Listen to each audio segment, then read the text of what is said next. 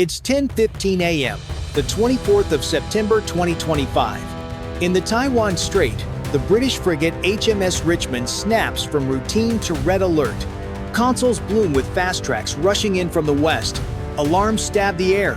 Sailors slam hatches, clip helmets, and sprint to battle stations.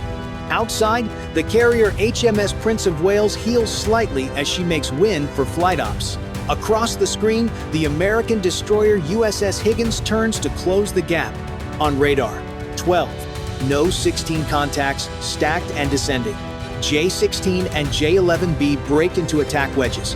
A harsh tone bleeds into headsets. "Missile sim?" someone says.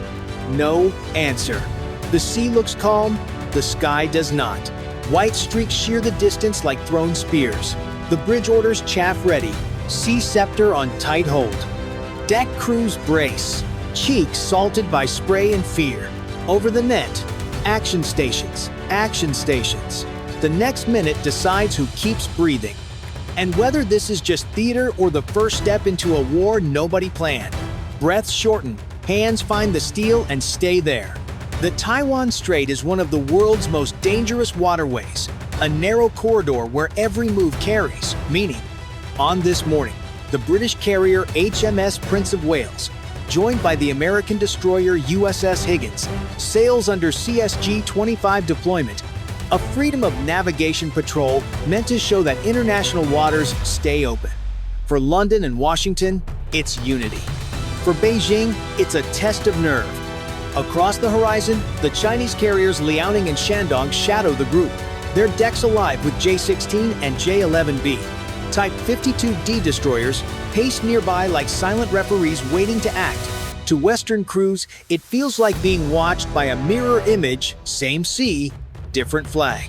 The rules say no shots fired, but rules mean little when jet fuel and training missiles scream 20 feet overhead. One wrong move could turn simulation into incident.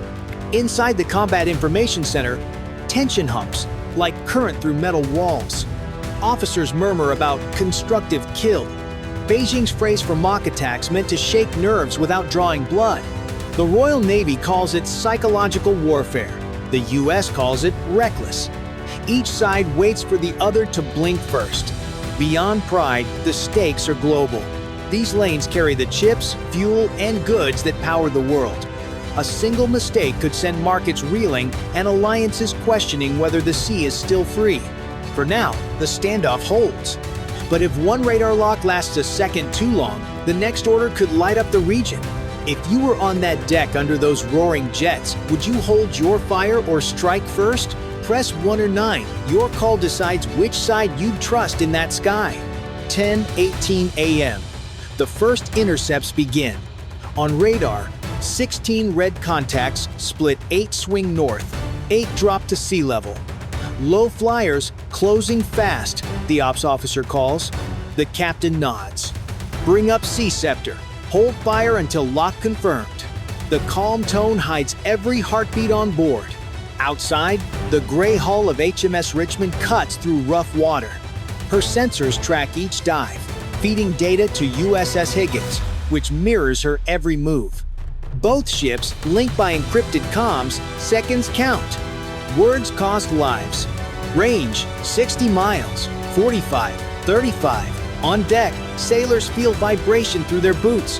The first chaff rockets hiss upward, bursting into clouds of foil that blind radars. For a moment, the horizon turns to silver haze. Then 2 J-16 break formation, roll inverted, and dive toward the British ship. Weapon bays open, nothing fires, but Richmond's sensors scream. It looks like a missile run. Countermeasure now, the captain orders. Sea scepter canisters flare, missiles roaring into the sky. Trails arc upward, chasing invisible threats. Aboard USS Higgins, SM-2 interceptors launch seconds later, leaving white scars that linger above the waves. For 20 seconds, the ocean becomes a storm sirens, engines, missile launches, and the cold voice of systems calling locks and false alarms. Everyone knows it might still be a simulation, but nobody moves like it is. The radar flickers, 1 contact drops, 2 fade, the rest pull wide and climb. Over comms, Higgins reports. No ordnance release detected. Relief comes sharp and shallow, like the first breath after surfacing. But there's no celebration. Both bridges stay silent, scanning for the next wave.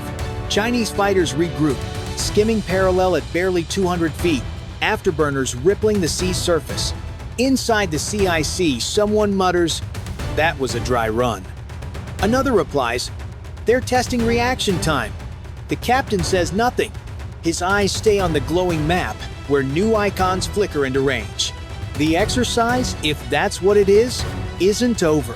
It's evolving. Every eye stays fixed on the threat-laced horizon.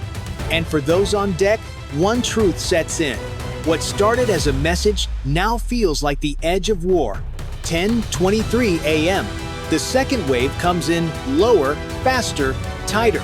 4 J-16 break from the pack and skim the water, their reflections flickering across the waves. Richmond's radar paints them bright, their heat signatures burning against the blue. "They're flying under the horizon," a petty officer warns. "We'll lose lock in 10 seconds. The captain doesn't blink. "Deploy decoys, shift heading 5 degrees starboard." The frigate leans hard, her wake curling white behind her. On the screen, the Chinese formation fans out a classic flanking pattern. This isn't random, it's choreography. USS Higgins slides closer, forming a crossfire umbrella. Her Spy 1 radar locks onto the nearest J-16. The fighter responds by firing a flare straight across Higgins' bow. A warning, not a weapon, but it feels the same. "Simulated missile release," the tactical officer mutters. "They're pushing it." Inside the CIC, tension climbs. Monitors show heat blooms streaking in from multiple angles. Richmond's crew launches more chaff, the air above the ship turning into a glittering storm. Gun mounts track shadows that vanish as fast as they appear. The deck rattles under the weight of countermeasures. Every system hums on edge. Then a sharp tone slices the comms. "Lock-on detected bearing 175. The Chinese fighters dive again, crossing within visual range. Pilots wave as they pass, taunting. Someone on the bridge clenches a fist. "That's not a drill anymore." The captain forces calm. "Maintain ROE. They want a reaction, don't give it." His voice holds the crew together by a thread. Outside, the sound of jet engines rolls like thunder across the deck. For nearly a minute, both sides circle in a deadly ballet. One mistake from disaster. Each fighter's flare, each radar ping could trigger a chain no one can stop. Cameras roll, recording every pass for proof, for propaganda, for history. Somewhere over the comms, an American voice whispers, "They're testing how far we'll bend before we break." And you, watching this unfold, if you were in command at that moment, would you hold your ground or fire back first? Press 1 or 9 and tell us which side you'd stand with in that storm. 10:28 a.m. The radar picture shifts again, but this time it's not aircraft.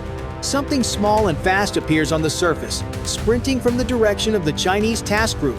Surface contacts, multiple, closing at 40 knots. The operations officer leans closer. Drones, sea skimming, tiny craft, barely the size of jet skis, bounce across the waves toward the British formation. No radio ID, no transponder, just speed. "Could be target drones," someone says. The captain shakes his head. "Then why are they coming straight at us?" Richmond's 30mm gun slews toward the nearest one. The tracking computer struggles. The targets are too small, too low, and coming in a swarm. Within seconds, there are 12. Each one zigzags, kicking up spray-like torpedoes on the surface. "Permission to engage?" the weapons officer asks.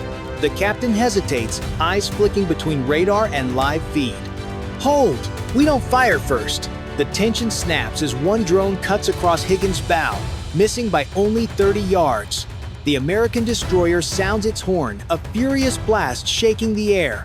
Above, 2 J-16 swoop low again, their presence making every gunner's finger twitch. "They're sinking air and sea," the XO whispers. It's no longer a single layer of threat, it's coordination, deliberate and precise. The first drone slams into a wall of waves and explodes in a burst of foam, inert but convincing enough. The rest veer off suddenly, then stop dead, floating still. The radar goes silent. No signals, no movement, just eerie calm. "They're gone," someone says. But the silence feels wrong. The captain exhales. "That wasn't a test of our defenses," he says. "That was a rehearsal." And deep in every sailor's gut, the same thought takes hold. Next time, it won't be a drill. 10:34 a.m. The calm breaks. From the east, 6J-16 dive again, this time in full combat formation. The British and American crews brace. Multiple inbound Vector 180. Richmond's captain doesn't wait. Launch Sea Scepter, defensive only. Missiles roar from the deck, carving white arcs through the air. The sea erupts in thunder. Higgins joins in, firing SM-2 that streak skyward and vanish into clouds. Seconds later, radar lights up mock missile signatures inbound from the fighters. Simulated strike confirmed. But simulation or not, everything feels real. The deck shakes with vibration. Every man and woman aboard can feel it in their bones. On screens, red blips rush closer, fast enough to end everything if they were armed. "Hold steady," the captain warns. "They want to panic. Don't give it." One J-16 dives to within 100 feet, its cannons gleaming in sunlight. For a split second, it looks ready to fire. Gunners tighten grips. Fire control computers scream for authorization. The captain's voice cuts through. "Negative fire! Do not engage!" The fighter pulls up at the last second, its engines howling like a dare. A burst of turbulence slaps across Richmond's bow, shaking sailors off balance. Cameras catch everything a frame away from disaster. On the Higgins, crew members watch in disbelief.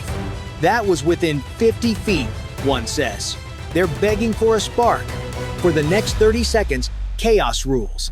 Alarms wail, countermeasures pop, smoke trails twist across the sea.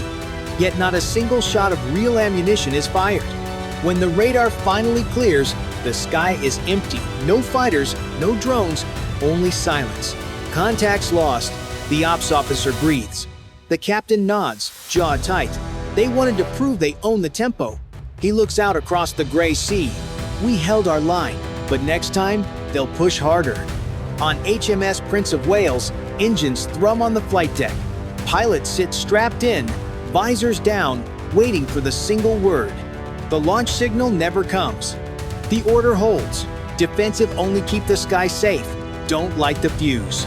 If you were on that bridge with one move separating peace from war, would you hold your fire or pull the trigger? Press 1 or 9 to tell us which side you trust when the sky turns hostile. 10:52 a.m. The sky over the Taiwan Strait turns quiet again. What was chaos minutes ago now feels like a held breath still, heavy, waiting. On HMS Richmond, sailors step out from behind armor plates, blinking in the sudden calm. The captain removes his headset, the faint echo of static still ringing in his ears. "No damage, no losses," the XO reports, "just shaken nerves." Across the water, USS Higgins maintains course beside her. No one speaks, but every sailor knows the truth. They just stood inches from the first shots of a modern naval war.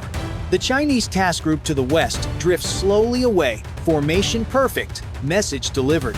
Hours later, Beijing calls the encounter a routine training event and claims the simulated strikes were part of standard procedures. London and Washington respond with measured words restraint on both sides, but privately, anger burns. The footage from Richmond's deck spreads online. Close passes, roaring jets, near collisions. Public opinion splits down the middle. Some call it courage, others call it provocation. Was it defense or defiance? The question hangs heavier than the sea mist. For the crews, the adrenaline fades, but the fear remains. They know how thin the line is between peace and escalation. Every maneuver, every mock strike is a reminder that the next exercise could be real. Back in the operations log, the captain writes the final note. No shots fired, no casualties, but tension extreme. Enemy intent to measure reaction speed and morale. He pauses before signing, then adds a single word, unresolved. As the ships continue east toward the open Pacific, their wakes stretch long and white fragile trails of calm behind them, uncertain waters ahead. And now it's your turn after all this. Who really won today? The ones who held back or the ones who pushed the limit? Press 1 or 9 and tell us which side you believe came out on top when silence became the loudest weapon.